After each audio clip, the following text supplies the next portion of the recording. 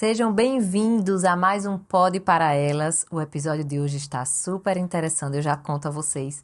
Mas se você ainda não é inscrito no nosso canal, já vê aqui, ó, se inscreve para não perder nenhum episódio. Toda semana nós temos episódio novo aqui no Pod para Elas. E aqui está o nosso Instagram.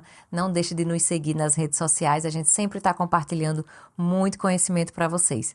E hoje a minha convidada muito especial é a doutora Priscila Caroline, que ela é uma obstetra de mão cheia, gente. Priscila faz só coisa difícil, né, Pris? Só gestação de alto risco, gestação que foi pós-tratamento de fertilização, pré-eclâmpsia, diabetes gestacional, malformação de bebê. Então, assim, Priscila é referência na gestação de alto risco e ela foi minha obstetra, tá, gente? Quem não sabe, Priscila fez minhas 3 cesáreas. E aí, dá pra fazer outra, Priscila? Dá, amiga. Só você e ele tem só que estar na mesma cidade. Ao mesmo Vocês tempo. viajam demais, congresso demais, Não, mas mas dá aí sim. dá tudo certo.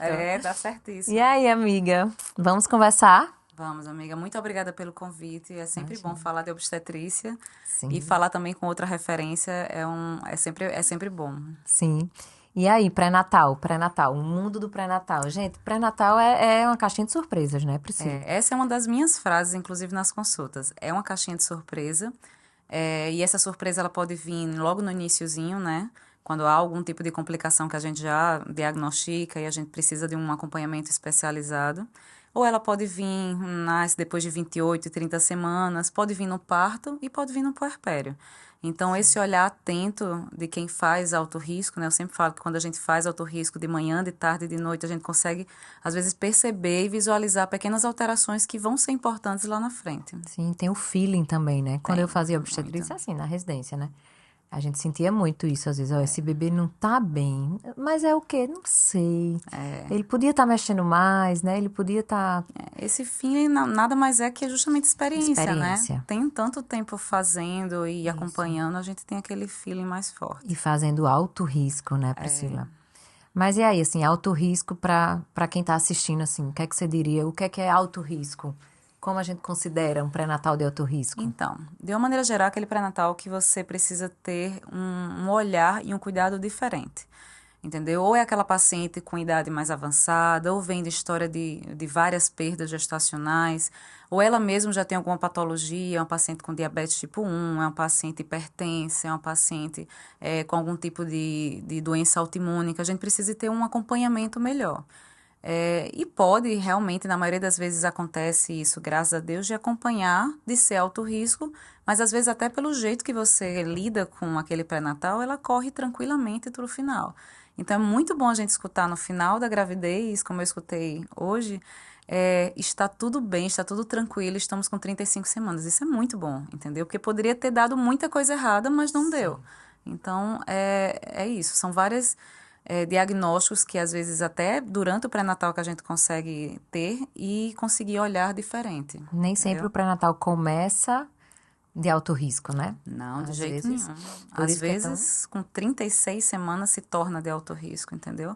Mas se não for uma pessoa que tem esse olhar mais, às vezes mais para os pequenos Detalhado. detalhes, acaba passando, né? Sim, e aí e passar despercebido é... É tudo. Eu falo para elas, a gente já tinha esse olhar, né, Malu? Mas depois que a gente é mãe, a gente vê que você perdeu, você deixar, né, que o pior aconteça, você perde tudo, Não dá pra perder, gente. entendeu? Você perde tudo. Então, eu falo que, graças a Deus, em todos esses 14 anos, 13 anos que a gente está acompanhando, juntando lá em São Paulo, eu nunca perdi nenhum bebê por ofio, por óbito, entendeu? Então, mas eu até falo para as pacientes, eu sou chata.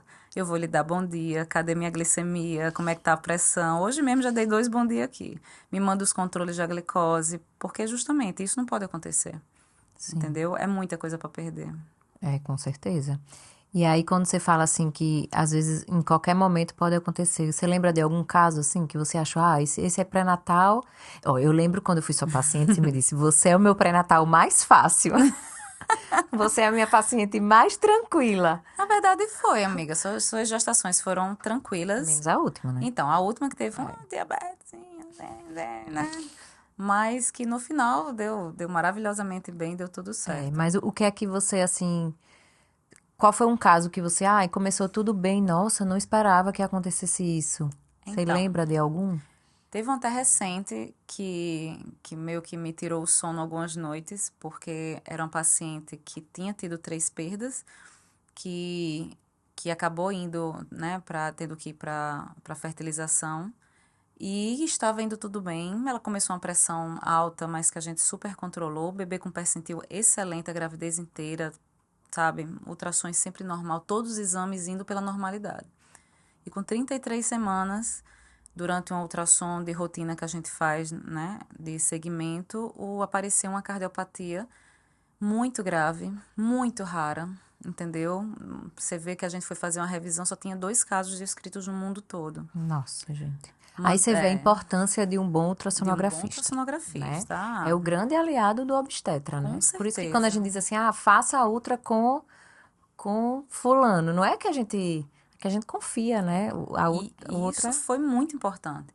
Porque depois que a gente descobriu esse diagnóstico, aí o papel do pré-natalista, né, de alto risco, não jogar só essa bomba para paciente. Não, você puxa para si, é uma equipe. Então, sim. eu fui atrás do cirurgião cardíaco, do né, o colega cardiologista pediatra para fazer os ecos, com o ultrassonografista, todo mundo junto, acompanhando, para a gente estudar quais seriam aquelas possibilidades, o que é que a gente ia fazer com aquele bebê. Gente, porque um caso desse é muito importante ser diagnosticado antes do parto. E aí, com É essa, decisivo. exatamente, com essa antecipação, a gente conseguiu programar tudo. Consegui chegar até 37 semanas, apesar dela desenvolver no final uma pré-eclâmpsia. Consegui chegar num peso bom do bebê. Toda a equipe já estava esperando aquele bebê, entendeu? Todo mundo da UTI, teve consulta com o cirurgião cardíaco antes, entendeu? Então, a gente já sabia mais ou menos o que é que a gente ia fazer. Sim. E foi do nada. Isso, se não tivesse sido diagnosticado, Ia esse passar batido. ia passar batido, entendeu? Se fizesse um ultrassom só no final, não ia ter nem tempo, nem condições de segurar. Com certeza. E o pior aconteceria. Então, graças a Deus, E esse ele bebê nasceu bem.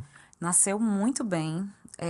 E aí a gente tá justamente acompanhando com um cirurgião cardíaco. Mas se Deus quiser, vai dar tudo certo. Pra você ver, né? Assim, um diagnóstico desse muda completamente se ele não for diagnosticado, né? A cada 3 dias a gente fazia ultrassom nele, né? Para acompanhar.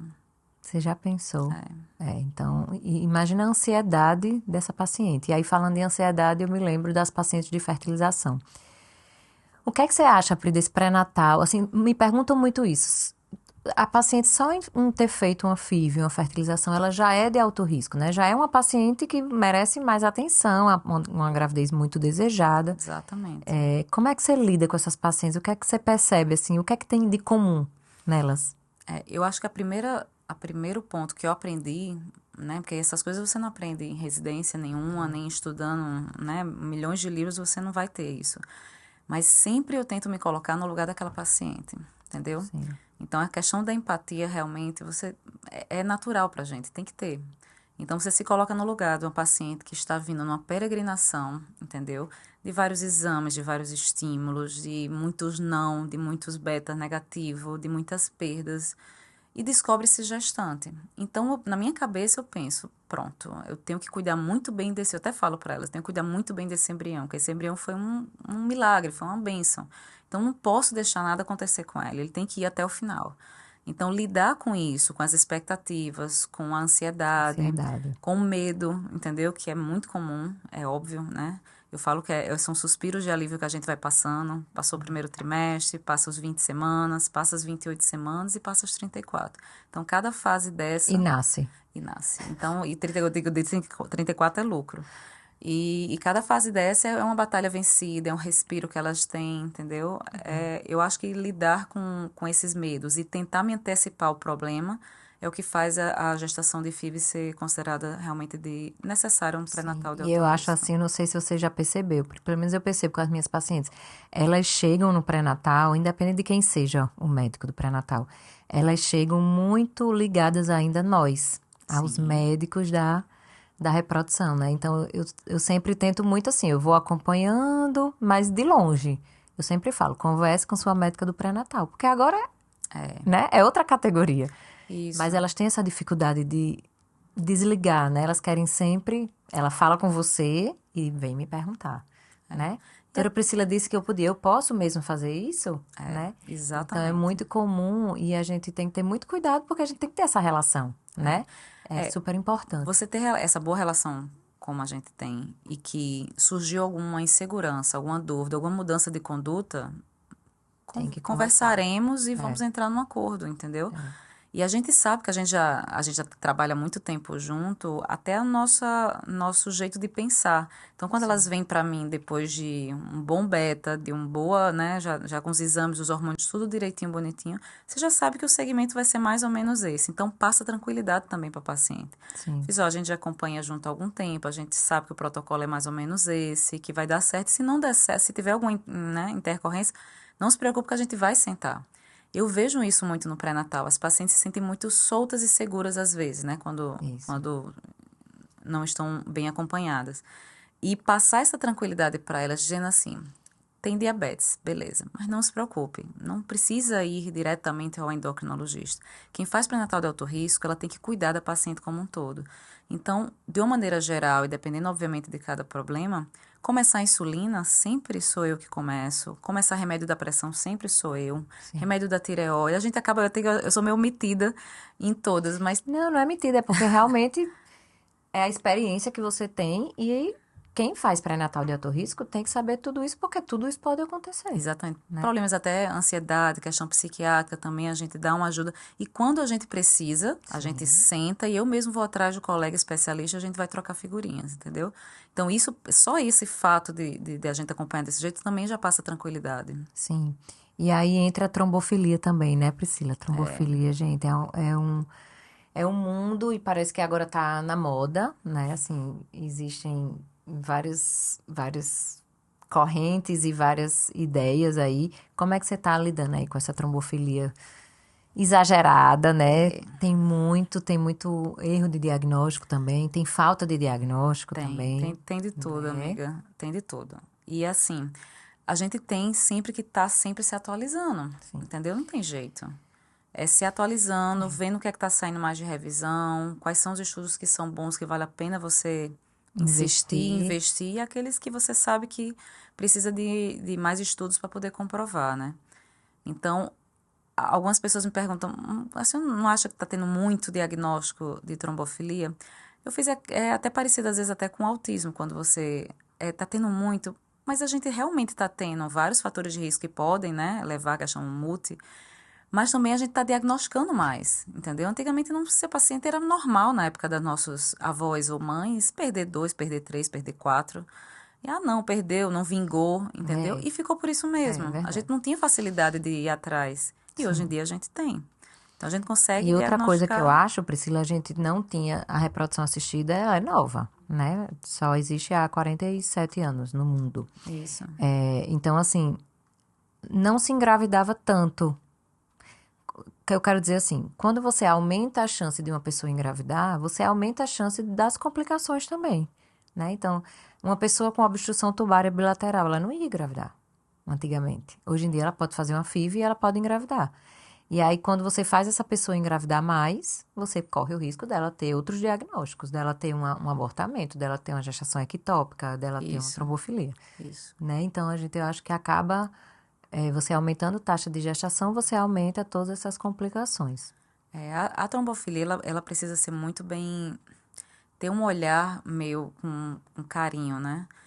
Tem duas coisas, dois diagnósticos que eu tenho muito carinho de acompanhar, e um deles é trombofilia, porque o quanto que você pode mudar numa trajetória daquela paciente, e as minhas pacientes com lúpus também, entendeu? Então, são dois diagnósticos que eu tenho com muito carinho, e eles, às vezes, na maioria das vezes, são interligados. Então, saber o que exames você pedir, porque geralmente chega para mim e faz, doutora Priscila, já examinei tudo, já investiguei tudo. Eu fiz, foi tudo mesmo? Deixa eu dar uma olhada nos exames. E às vezes sinais também de uma outra gestação que elas acham que foi tranquilo, mas não foi. Foi. No finalzinho de ver que o bebê caiu percentil, que o líquido zerou, que ela começou a ter uma pressãozinha alta, mas foi só no final. Mas juntando tudo, você precisa investigar aquela paciente, Porque sempre o entendeu? que eu falo é a trombofilia, ela pode ter vários desfechos, né? Em Sim. vários momentos. Então, você pode ter uma perda bem precoce, você pode ter uma perda mais tardia, você pode ter uma perda no meio da gestação. Você pode ter só uma repercussão dessa, né? Uma restrição de crescimento. Exatamente. E, Malu, outra coisa que as pessoas não assim, né? Que eu digo de uma maneira geral, óbvio. É anamnese. É básico e tem que ser muito bem feita. E quando você vai, às vezes, aqueles desfechos que não foram legais, você vê, minha mãe teve pré-eclâmpsia, eu fui prematura por causa disso. Minha tia ou minha irmã teve 2 perdas tardias. Quando você vai ver, tem, às vezes, aquela genética ali na família, entendeu? Sim. E essa paciente, antes, às vezes, até de liberar para engravidar, essa paciente aí com histórico familiar forte e pesado, merece uma investigação antes de engravidar, que é o melhor, né? Sim. É melhor sempre você fugir do período da gestação. Então, eu acho que uma anamnese também pode salvar, entendeu? Você não ter esse Com diagnóstico certeza. antes. E aí é tão importante essa programação, né, Priscila? Você não só depois que engravida, né? Eu até falei isso para uma paciente que ela estava em dúvida se ela emagrecia para engravidar ou se ela já engravidava obesa. E aí realmente, assim, você já engravidar bem, a chance de você ter uma gestação saudável é muito maior, né? Do que você já engravidar fora do peso, você já engravidar com a rotina que não é saudável. Isso é fato, entendeu? Você quer engravidar, o que é que eu preciso fazer? Melhore a qualidade de vida. E vai fazer diferença. E não vai lhe fazer mal, entendeu? Você Sim, vai, faz bem para todo mundo, né? exatamente. Então, assim, já comece mudando sua alimentação, se exercitando, tendo os bons hábitos, entendeu? Não se exceder no álcool, não fumar, aquele básico que a gente sabe que, né? Mas comece a botar na prática. E aí eu acho que a primeira é fundamental realmente você ter esse pensamento para poder liberar para engravidar. Faz toda a diferença. Total, Você você e eu, você sabe que tem vários casos que a gente já acompanhou de pacientes que estavam completamente descompensadas, entendeu? Inflamadas, obesas, hipertensas, usando várias medicações, até psiquiátricas também, várias medicações que não estava legal e vai lá e engravida. A gente já tem que saber que não vai ser fácil. sim. Vamos apagar os incêndios, mas que é muito melhor que a paciente já esteja mais organizada. E eu sempre falo para elas, né? Você vai gerar outra vida dentro de você. Será que você tá pronta? E Né? vai precisar de uma mãe saudável. Né? Será que você a casinha do bebê tá toda prontinha para receber ele? Né? Isso é importante. E a título da fisiopatologia, a gente sabe que hoje em dia, por exemplo, pré-eclâmpsia ou restrição de crescimento, também a gente está falando muito relacionado à pré-eclâmpsia com a placentação. Então, a formação, do jeito que a paciente está se formando, isso importa. E não é só, importa realmente como vai desencadear, como vai ser o resto da sua gravidez. Ou seja, o primeiro trimestre, né, Priscila? Então, assim, se você tiver tiver extremamente estressada, como eu disse, pressão alta, inflamada, qual é o risco? Você ajuda você não ter uma boa placentação, você não ter uma boa formação placentária, e é aquela placenta que vai dar os nutrientes para o seu bebê. Então, é mais risco de restrição. Você vê que os restritos, quando você vai ver aquelas placentas pequenas, calcificadas, mal perfundidas, entendeu? Aí entra a história da resistência das artérias uterinas. Então, altos índices de resistência da artéria uterina pode levar a uma má placentação, que pode levar a restrição de crescimento. Por isso que é complexo. E aí, como é importante esse acompanhamento ultrassonográfico, né? A ultrassom Não dá para fazer a obstetrícia sem ultrassom, né, gente? jeito Como nenhum. era antigamente, né? Não, era vida louca. Gente, como pode, né? E hoje em dia a gente tem tanto recurso, né? Tem. A gente consegue diagnosticar e perceber, graças a Deus, muita coisa. E preparar aquele bebezinho para ser recebido da melhor forma. Hoje de manhã no pré-natal lá da Januário, eu tive 5 pacientes. Das 5 pacientes, 3 eram bebês mal formados.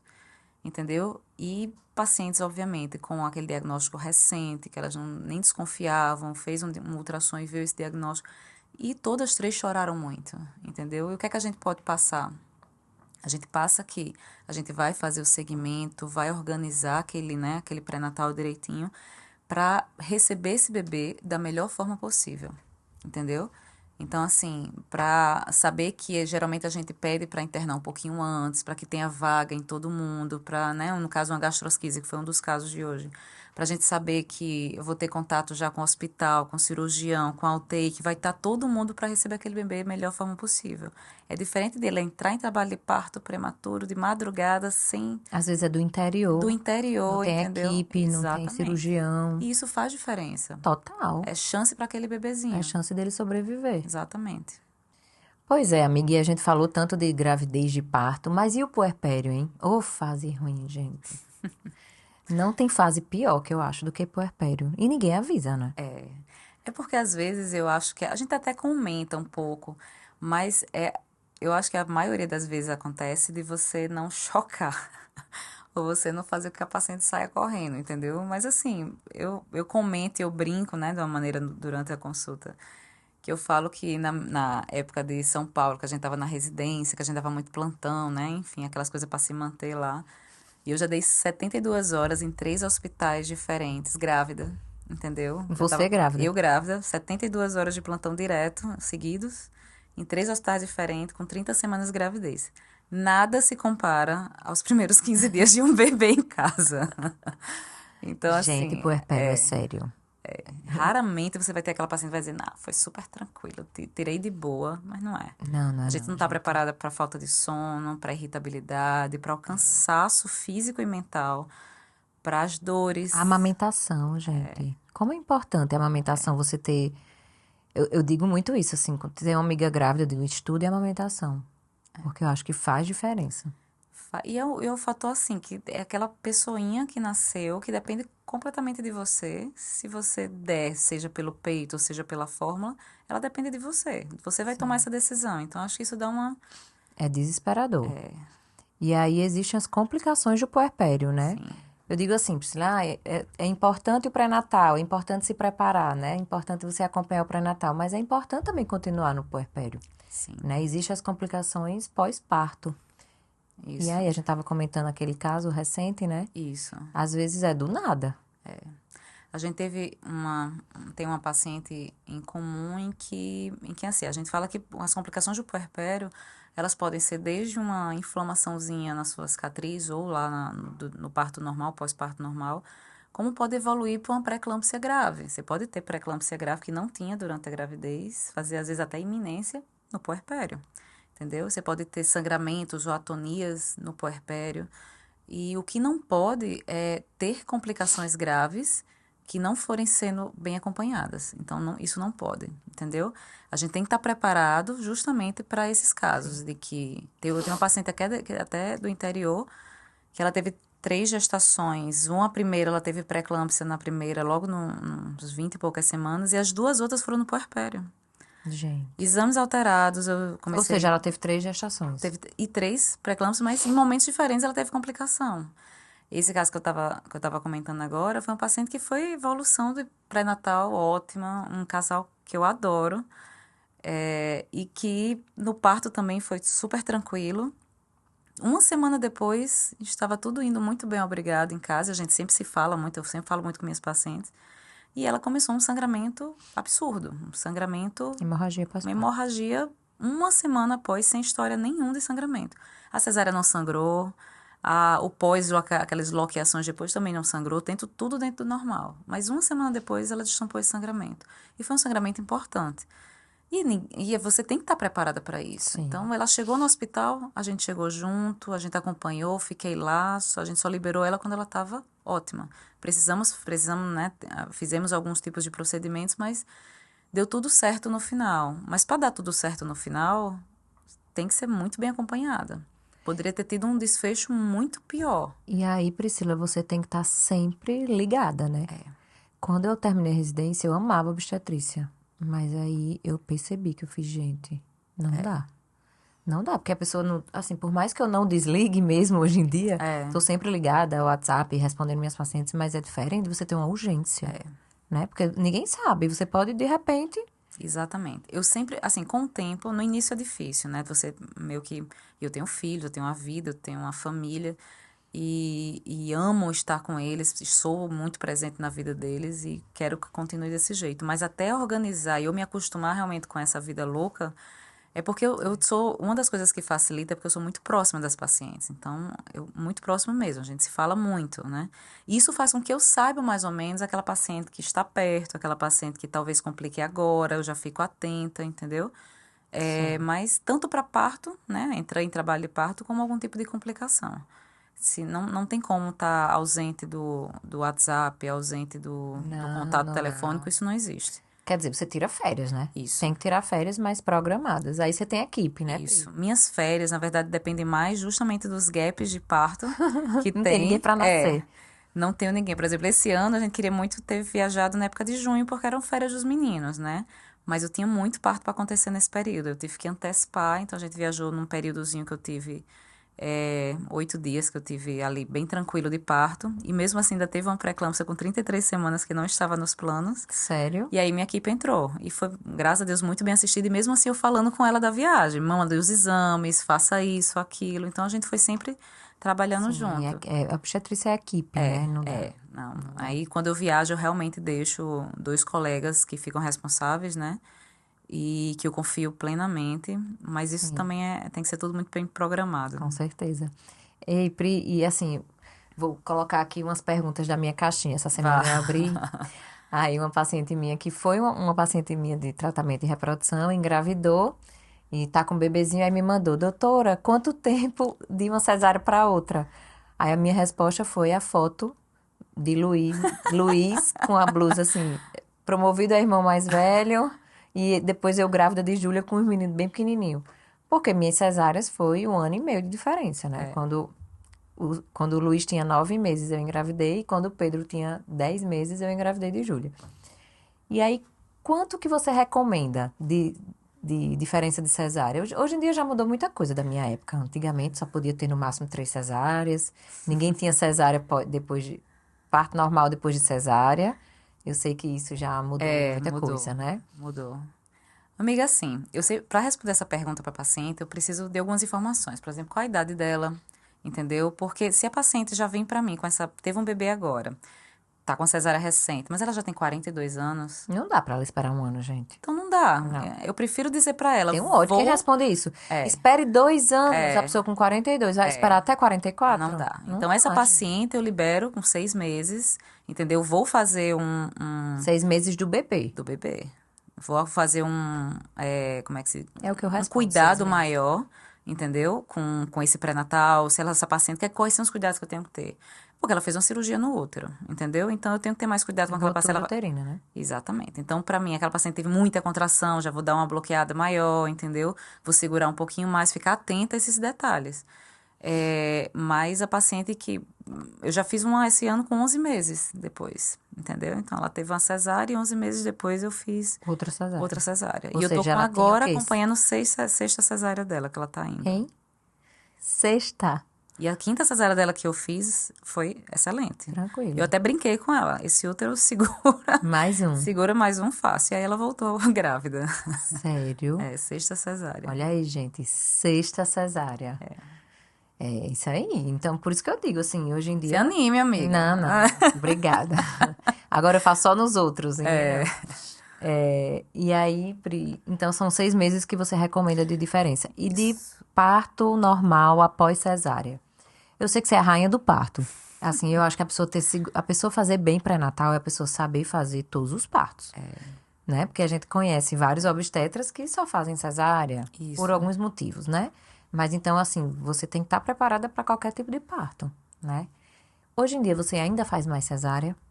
Acaba que faz Pelo alto risco. pelo alto risco, porque pacientes, às vezes, eu até falo para elas, que o que diferencia mais é porque, por exemplo, no caso de trombofilia, que é uma quantidade muito grande de pacientes que usam enoxaparina, que elas precisam usar enoxaparina, eu tenho que ter um limite.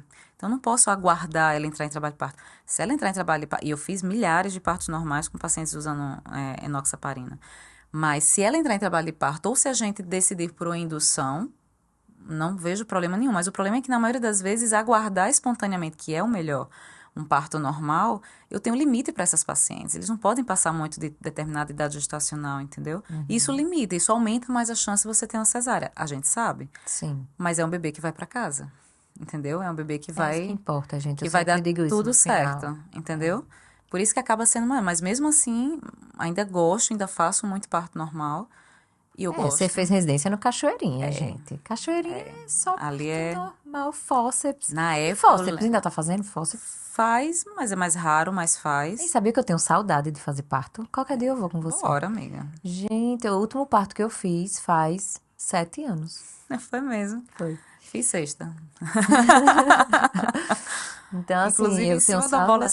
suíça, mulher. Foi a primeira vez que eu fiz, porque não deu tempo. Ela estava na bola. Sério. E aí quando eu olhei, tá vindo, só faz deitar e deu tudo Só certo. Sem vem, só laceração, vem. sem nada. Muito bom. Eu amava fazer parto, eu era uma grande obstetra, mas a gente tem que escolher o que Tem. quer. Às vezes eu sonho fazendo parto, acredita? É mesmo. É, mas deixo pra você agora, Pri. Não, a gente faz. Assim, eu sempre. As pacientes também vêm com receio de.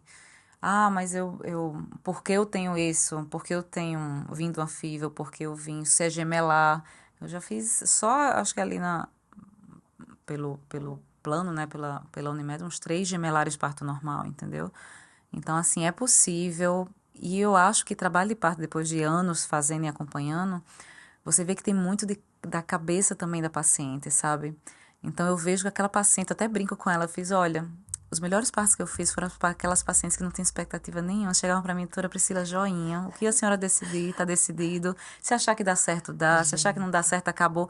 Esses foram os partos mais tranquilos que eu tive. Aquela paciente chegou, botou na cabeça dela que ela ia no seu Gente, limite. Priscila, eu vou lhe dizer, eu vou confessar aqui pra você. O meu maior medo na minha gestação era entrar em trabalho de parto. Eu lembro. Gente, eu sentia uma cólicazinha e dizia, Priscila, eu estou em trabalho de parto. Ela, pois vem aqui, amiga, que eu vou lhe examinar. Quando ela fazia o toque, zero, nada. Muito alto, muito grosso. Malu, não tá nem perto. Eu dizia, tá certo. Daqui a pouco, ai, gente, uma dor. Olha, meu medo era entrar em trabalho de parto. Ainda bem que eu não. Mas eu acho que é o medo da maioria das pessoas que tem que entrar em trabalho de parto e não ter aquela. Ficar solta, ou ter que decidir, né, por Eu si lembro de uma só. amiga minha, não vou falar o nome dela, mas ela foi sua paciente, que ela dizia, Malu, amiga, eu tô com tanto medo de entrar em trabalho em parto. Aí disse que um certo dia, você vai lembrar, não vou falar o nome. Um certo dia de noite, ela marcou a cesárea dela por outro dia, já era 39 semanas. Aí na madrugada, ela, uma dorzinha, ela acordou o marido, tô com dor. Não, peraí. Aí toda maquiada, né? Toda maquiada, arrumada pra cesárea do outro dia. De escova, não sei o que, aí na madrugada. Mas era tanta dor que ela disse, eu não aguentei de dor, não aguentei. Entrei debaixo do chuveiro. Entrei debaixo do chuveiro e fiquei lá no chuveiro morrendo de dor. Quando ela chegou na maternidade, nasceu normal. E ela, meu Deus do céu! Tipo assim, tem gente que nasceu pra parir, gente. Não E tem isso, né? entender que é assim, não é uma prova, eu sempre falo, não é uma Não, prova, você não tem que marcar um X e não. tem que ser aquilo. Então, essa paciente aí, eu morro de rir com essa história, por quê? Porque ela sentou no meu consultório e disse, doutora Priscila, eu quero uma cesárea. Agendada, que eu não agendo, marcada pra eu chegar lá bonita, linda e maravilhosa, e vai ser uma cesárea e acabou, e pronto. E é isso que ela entra em trabalho de parto lindamente, entendeu? E chega Molhou os lá. cabelos da escova, toda descabelada, E mas chegou teve lá lá o com bebê. 9 centímetros. Eu Maravilhoso. fiz, amorzinho, você tá aqui, vai nascer aqui. Não, amor, tá aqui. E foi, nasceu com 4 quilos. E nasceu muito bem e foi ótimo. Eu tava lembrando agora de uma história de uma paciente que entrou em trabalho de parto, me ligou, e eu fui pra lá e em nada da paciente chegar. E eu, amor, cadê você? Aconteceu alguma coisa? E nada dela chegar, simplesmente ela. Ela tava com muita dor, chegou já com 6 centímetros, mas ela passou numa loja pra me comprar um presente. Mentira. Lá no Empório Rio Grande pra comprar um presente pra me levar pra mim. Eu falei, criatura, você tá em trabalho. Venha parir. Venha parir. Mulher, são essas histórias de parto que eu morro de rir. Ah, tem demais. Tem muita história, Tem tem. muito, dá pra escrever um livro. Dá. E aí, no final, sempre dá certo, né, Pri? Realmente. Graças Assim, a claro, Deus. tem desfechos felizes, outros mais tristes, mas cada um tem a sua história, né? Tem. E eu acho que, assim, o pior desfecho, realmente, assim, eu nunca esqueci disso. Na minha residência, eu era R3 e eu perdi um bebê. No plantão, e essa paciente olhou pra mim e falou assim, doutora, não tem sensação pior do que você entrar com a barriga e sair sem seu filho e sem a barriga. E realmente, né? Você sai sem a criança e sem a barriga. Então, isso é, assim, eu não consigo imaginar essa dor. Também não. Né? Não consigo imaginar, mas realmente a obstetrícia tem disso, né? Tem dessas surpresas. Tem. Então, não Tem dá, desse- assim, a maioria das vezes vai dar certo, né, Priscila? Quando a gente diz, vai nascer, é E só também, segurar. Maluzinha, na residência não é só sua paciente, né? Às vezes você Ela é chega paciente do no serviço, estado, né? Eu é. fiz residência no SUS, Santa Isso, Marcelina, então exatamente. Então eu fiz o pré-natal dela, né? Exatamente. Então, às vezes cai de paraquedas em cima de você. É, tem milhares, né? Eu digo até para meu marido, quando eu não tiver mais fazendo nada, eu vou escrever livro das histórias de tudo que a gente já passou.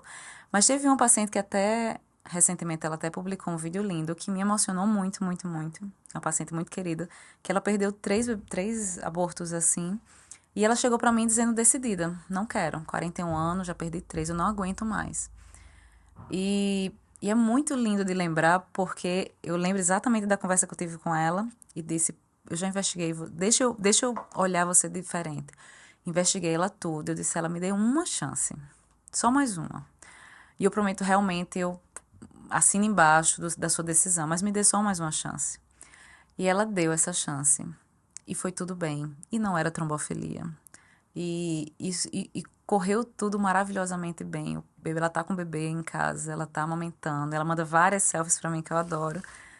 E ela me retornou semana passada para me agradecer, né, no retorno depois, e agradecer justamente pela chance, né, que hoje ela tá em E qual casa. era o fator dela, das perdas? Era uma formação, embriãozinho que não era bom.